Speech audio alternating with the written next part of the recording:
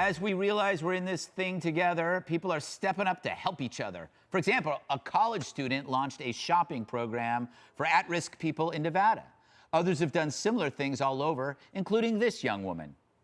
It has a very large elderly community here, and I was just really worried that those neighbors weren't getting what they needed. We also got another email late last night from a mom with a newborn in Brooklyn whose husband's sick, so we're setting up to get some stuff to her this morning too. I had so many people reach out, both in the neighborhood to volunteer, but then also all over the world sending me pictures of their signs that they're making, which I think is so huge.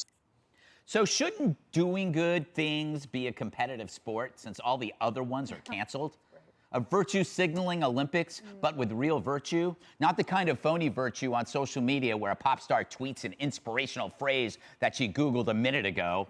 That's zero cost with zero benefit. By the way, it's odd how our most famous celebrity crusaders have gone silent. My guess, they're in guarded seclusion, and I'm sure the gun control zealots among them are armed to the hilt. As for you, do good things that make you feel good. Granted, it's hard in isolation, but small things matter. Oddly, even washing your hands should make you feel heroic because you're killing germs. And sharing, yes, even sharing your toilet paper. One guy actually started a toilet paper exchange on a California street corner. His homemade sign read, "Share your toilet paper." And it's working. Why? Because good deeds make you feel less crappy. It's not virtue signaling, but virtue doing.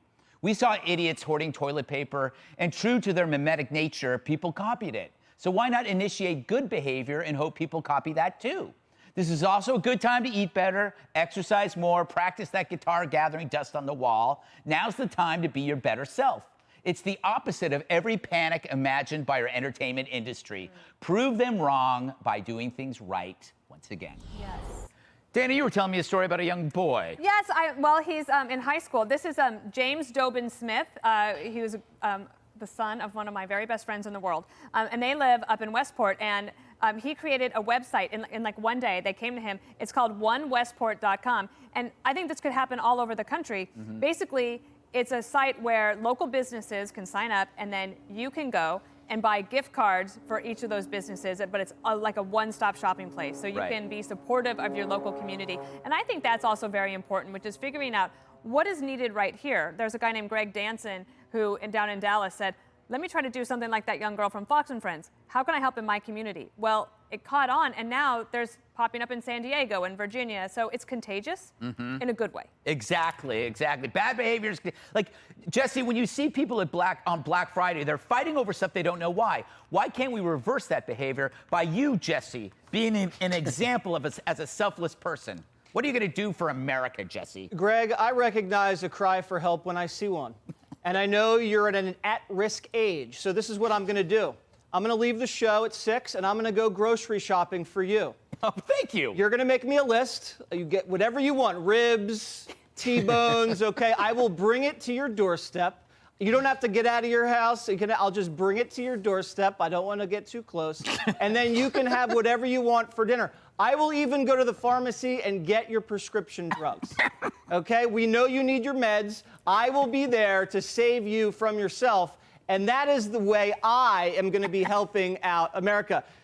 In all seriousness, though, Ivanka Trump has a hashtag now. It's called #TogetherApart, which she's doing a lot of the things you're talking about. So even if you're home alone, you nurture your children, you spend more time with your spouse, and you help a neighbor. So there's many things one can do in a time when we're apart, we can come together. You know, Juan, the upside of not having kids like me, you have a lot of leftover cash. So that's the only thing I'm good for. You can tell me about it. I spent mine.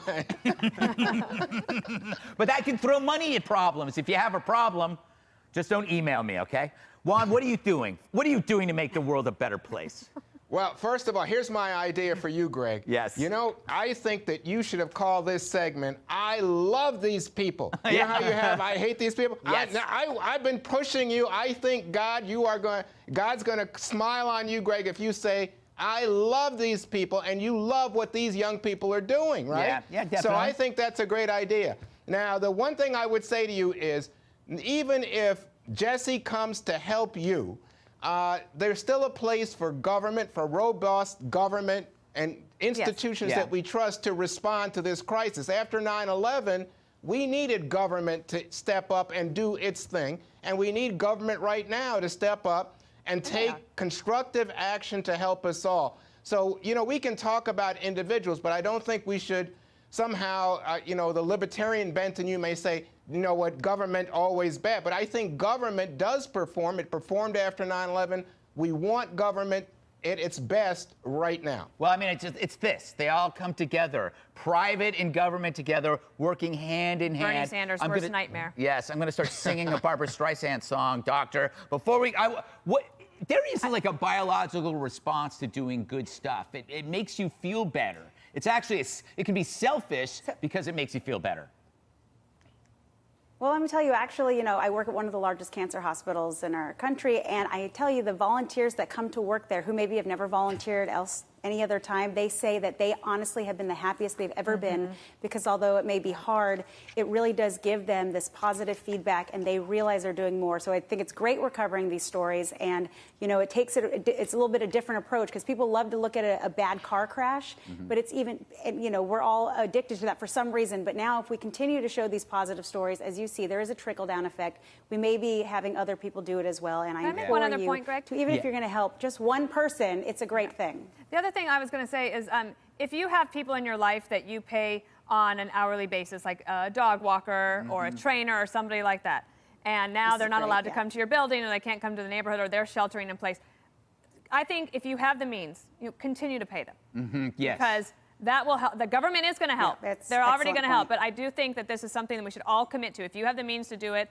try to keep paying your people. All right.